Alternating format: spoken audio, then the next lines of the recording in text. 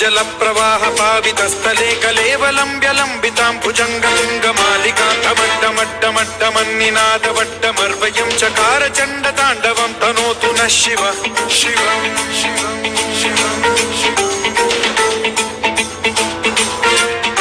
जटाकटाह संभ्रम भ्रमन्निलिम्ब निर्झरी विलोल वीचि वल्लरी विराजमान मूर्धनि धगद्धगद्धगज्ज्वलल्ललाट पट्ट पावके किशोर चंद्रशेखरे रति प्रतिक्षणं मम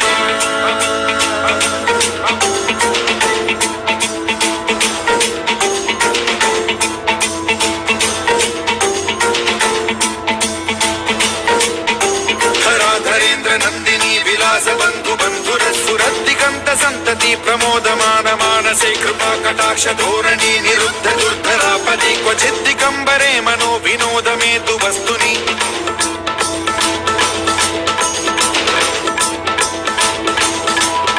जटाभुजंग पिंगल स्फुरत् फणामणि प्रभा कदंब कुंकुमद्रव प्रलिप्त दिग्वधू मुखे मदान्ध सिंधुर स्फुरत् वगुत्तरीय मे दुरे मनो विनोदमद्भुतं बिभर्तु भूत भर्तरि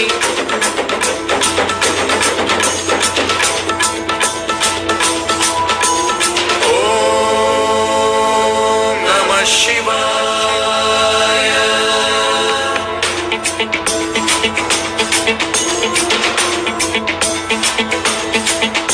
सदा शिवं भजाम्यहं सदा शिवं भजाम्यहम् ॐ नमः शिवाय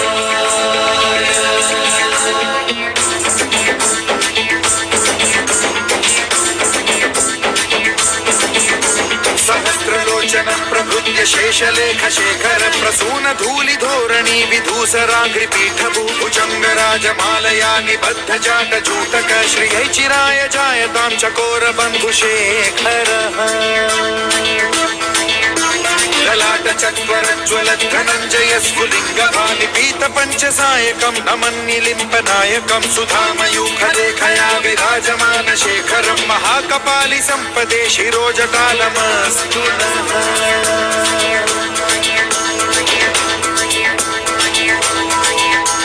कराल भाल पट्टिका धगद्धगद्धगज्ज्वलत् धनञ्जयाहुतीकृत प्रचण्ड पंचसायके धराधरेन्द्र नन्दिनी कुचाग्र चित्रपत्रक प्रकल्पनैक शिल्पिनी त्रिलोचने रतिर्मम नवीन मेघमण्डली निरुद्ध दुर्धर स्फुरत् कुहूनि शीठिनी तमः प्रबन्ध बद्ध कंधरः निलिम्प निर्झरीधर स्तनोतु कृत्य सिन्धुरः कलानिधान बन्धुरः श्रियं जगद्धुरन्धरः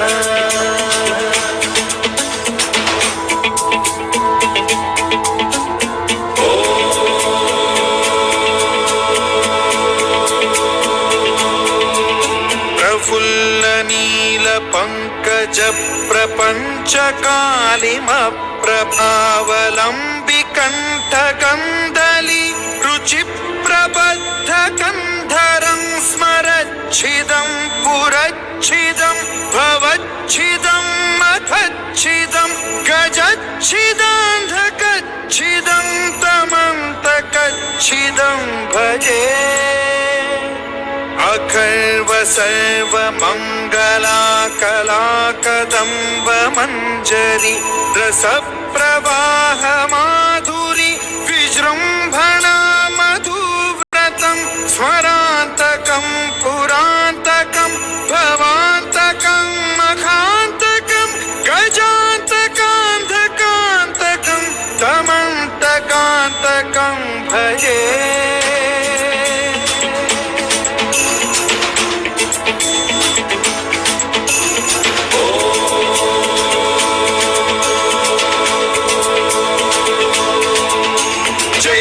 प्रविभ्रम भ्रमद्भुजङ्गमश्वसद्विनिर्गमत्क्रम स्फुरत् कराल भाल हव्यवाद्धिमिद्धिमिद्धिमिध्वनन् मृदङ्ग तुङ्ग मङ्गलध्वनिक्रम प्रवर्तित प्रचण्ड ताण्डवः शिवा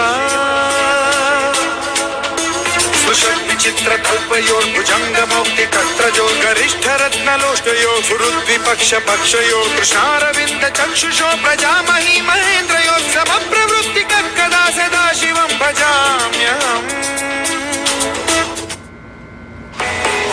सदा शिवं भजाम्यहम्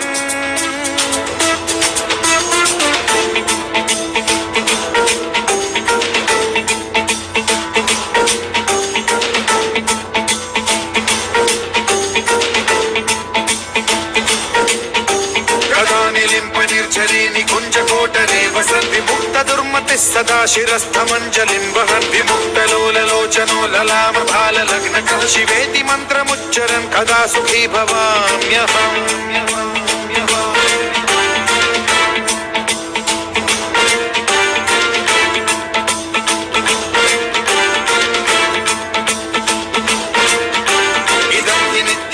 मुक्तमुत्तमोत्तमं पठन् स्मरन् ब्रुवन्नरो विशुद्धिमेति सन्ततं हरे गुरौ सुभक्तिमाशु याति नान्यथा गतिं विमोहनं हि देहिनां सुशङ्करस्य विमोहनं हि देहिनां सुशङ्करस्य विमोहनं हि देहिनां सुशङ्करस्य चिन्तनो